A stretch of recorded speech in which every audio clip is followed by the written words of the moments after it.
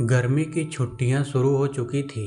College का अंतिम साल चल रहा था और सब दोस्तों को महसूस हो रहा था कि ये साथ बिताए पल दोबारा शायद ही मिले।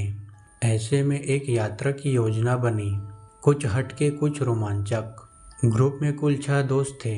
राघव समझदार और शांत स्वभाव वाला, करण साहसी और कभी पीछे न हटने वाला, नेहा ग्रुप की प्लानर, आदिति डरपोक मगर जिज्ञासु, रिजवान हंसमुख और जोक मारने वाला, विशाल कैमरा लेकर घूमने वाला जो हर पल रिकॉर्ड करता था। नेहा ने एक दिन इंटरनेट पर एक पुराने रेलवे स्टेशन का जिक्र पढ़ा जिसका नाम शमशेरपुर स्टेशन था। ये स्टेशन पिछले 20 सालों से बंद पड़ा था। कोई ट्रेन वहाँ नहीं रुकती थी और न ही कोई जाता था, लेकिन कुछ ब्लॉगर इसे एक हिडन ट्रैवल स्पॉट बताते थे। कहते थे कि वहाँ एक बार जरूर जाना चाहिए। राघव ने पूछा, कहीं ये भूत प्रेत वाली जगह तो नहीं? करण हंस पड़ा, अरे डरपोकों के लिए नहीं है ये ट्रिप, बस एक रात रुकते हैं वहाँ, फिर पास के जंगल में कैंपिंग करेंगे। सब मान गए। अगली शाम वे एक लोकल ट्रेन पकड़कर निकले। शमशेरपुर स्टेशन, जो अब किसी भी रेलवे नक्शे में नहीं था, एक छोटे रास्ते से उतरकर मिलता था। ट्रेन वही पास के आखिरी स्टेशन तक जाती थी। उसके बाद आधे घंटे का पैदल रास्ता था। जब वे शाम के करीब 6 बजे वहां पहुंचे तो चारों ओर अजीब खामोशी थी। स्टेशन पर कोई नहीं था, न कोई चाय वाला, न टिकट काउंटर खुला था। स्टेशन की दीवारें टूटी फूटी थी, प्लेटफार्म पर झाड़ियां उगी हुई थी और लोहे की पटरियां जंग खाई हुई थी। एक बड़ा बोर्ड अब भी लटक रहा था, शमशेरपुर, लेकिन उसके अक्षर अध खुले और झुके हुए थे। आदिति ने डरते हुए पूछा, क्या सच में यहाँ कोई आता है? विशाल कैमरा ऑन करता हुआ बोला, अब आएगा असली मजा। उन्होंने स्टेशन के वेटिंग रूम को साफ किया, जो किसी जमाने में शायद आरामदायक रहा होगा, मगर अब धूल और जाले से भरा था। रात के करीब 9 बजे उन्होंने खाना खाया, कुछ स्नैक्स और कुछ पैक किया हुआ भोजन, और फिर गप्पे शुरू हो गई। रिजवान ने मस्ती के मूड में कहा, चलो भूतिया कहानी सुनते हैं। नेहा बोली, अरे यार मत शुरू कर, पता नहीं क्या क्या छिपा है इस स्टेशन में। राघव ने मोबाइल से टॉर्च जलाया और एक कहानी सुनाने लगा। तभी बाहर से सीटी की आवाज़ आई, बिल्कुल ट्रेन की तरह। सब चुप हो गए। करण ने धीरे से पूछा, ये ट्रेन की सीटी थी क्या? नेहा बोली, यहाँ कोई ट्रेन नहीं आती पिछले 20 सालों से। ये सब बाहर भागे, पर स्टेशन खाली था, हवा भी बंद थी, पत्ते तक नहीं हिल रहे थे। अचानक प्लेटफार्म के दूसरे छोर पर एक छाया दिखी, लंबी झुकी हुई आकृति, मानो किसी ने बहुत पुराने कपड़े पहन रखे हो। राघव चिल्लाया, कौन है वहाँ? छाया बिना हिले खड़ी रही। करण ने मोबाइल की टॉर्च जोर से जलाई, छाया गायब थी। नेहा और आदिति जब वेटिंग रूम की अलमारी में कुछ जगह बनाने लगी तो उन्हें एक पुरानी डायरी मिली, धूल और मकड़ी के जालों में लिपटी। उस पर कुछ लिखा था, स्टेशन मास्टर की डायरी 1998। राघव ने उस डायरी को साफ किया और पढ़ना शुरू किया। पहला प्रश्न, आज फिर वही ट्रेन आई, समय रात्रि के 2:13, मगर कोई नहीं उतरा। ट्रेन बिना रुके चली गई, पर हर बार एक चीज पीछे छोड़ जाती, एक लाश। सब सन्न रह गए।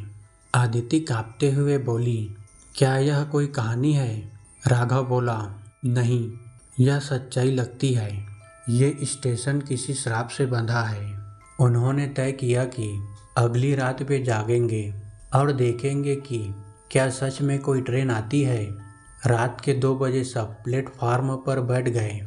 रात के 2:13 पर हवा एकदम रुक सी गई और तभी दूर से ट्रेन की पटरी पर आवाज आई। एक काली धुएं से भरी ट्रेन, बिना कोई रोशनी, स्टेशन पर धीमे धीमे आकर रुकी। दरवाजे अपने आप खुले और फिर एक औरत बाहर आई। उसके चेहरे पर घूंघट था और हाथों में लाल चुनरी। वह धीरे धीरे सबकी ओर बढ़ी। आदिति चिल्ला पड़ी, वो जमीन पर नहीं चल रही, औरत हवा में तैर रही है। करण ने चिल्लाया, भागो।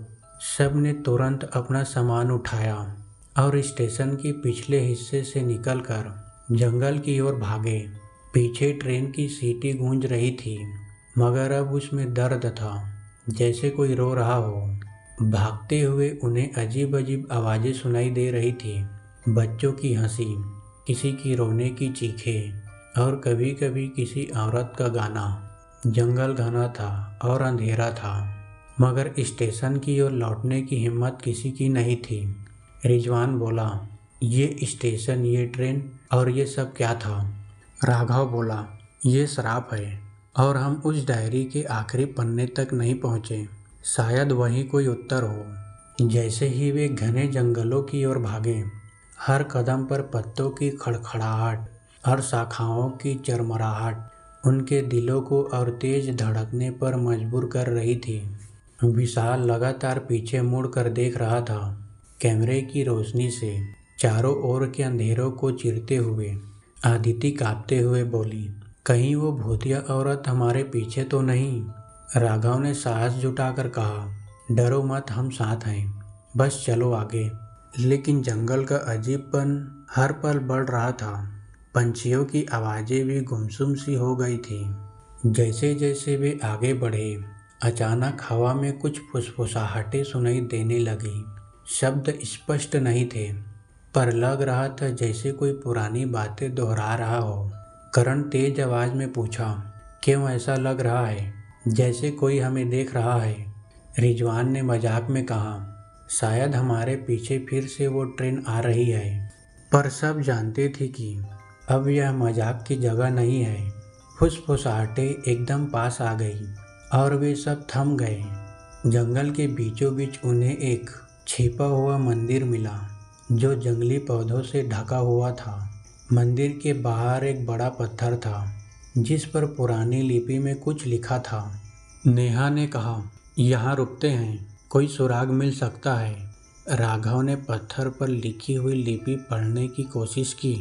यह कुछ इस तरह था, जो यहाँ प्रवेश करेगा वह अतीत के साथ बंध जाएगा, केवल सच के प्रकाश से ही मुक्त हो सकता है। यह सुनते ही सबका मन और भारी हो गया। राघव ने उस पुरानी डायरी को निकाला और पढ़ना शुरू किया।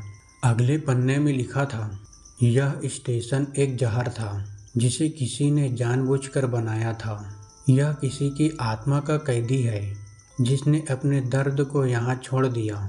हर रात ट्रेन आती है उन आत्माओं को वापस लेने। जो भी स्टेशन पर फंसा वह लौट नहीं पाया। राघव ने कहा, तो ये ट्रेन कोई साधारण ट्रेन नहीं, यह आत्माओं की ट्रेन है। जैसे ही वे डायरी पढ़ रहे थे, जंगल में फिर से अजीब रोशनी और आवाज़ें आई। एक सफ़ेद धुंध की तरह कोई चीज़ें उनके सामने आ गई। आदिति घबराहट में बोली, यह क्या है? करण ने कहा, शायद वो आत्माएं हैं। वे धीरे धीरे गिरने लगे। समूह ने हाथों में पत्तियों की माला बनाई, जिसे डायरी में शांति के लिए बताया गया था। आत्माओं ने उनका रास्ता रोका। वे तेजी से बढ़ रही थी। उनके चीखने वाली आवाज़ जंगल में गूंज रही थी। राघव ने कहा, हमें मिलकर इनसे लड़ना होगा। अचानक आदिति ने दीवार की तरह अपने आप को ठोस किया और कहा, मुझ में एक शक्ति है जो यह कह रही है हमें यहाँ से भागना होगा। सब ने दौड़ना शुरू किया।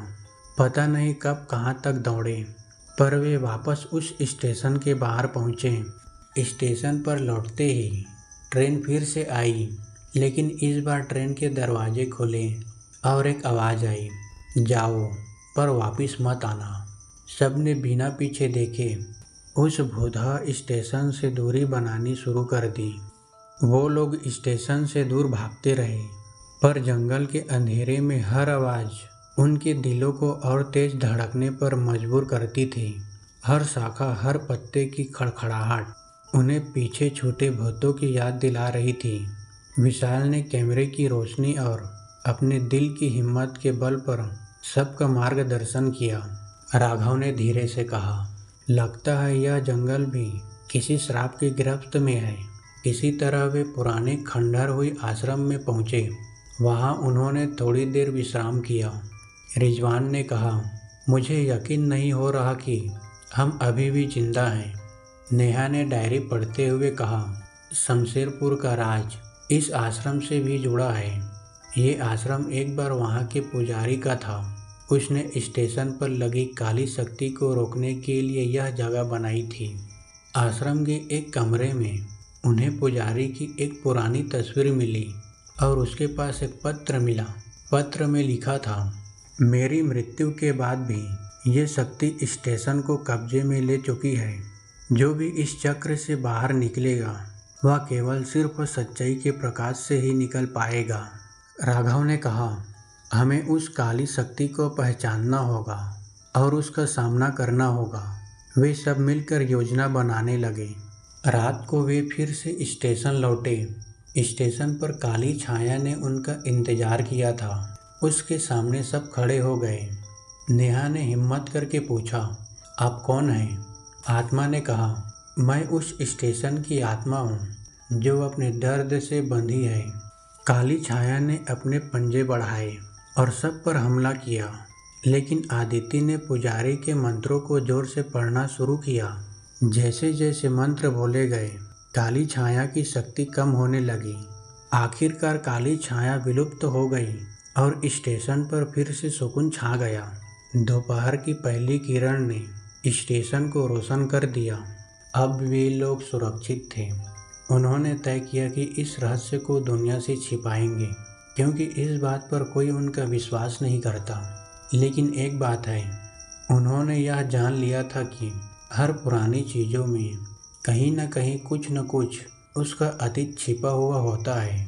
बस उसे जानने की देरी होती है और कभी कभी यह जान पर भी बन आती है।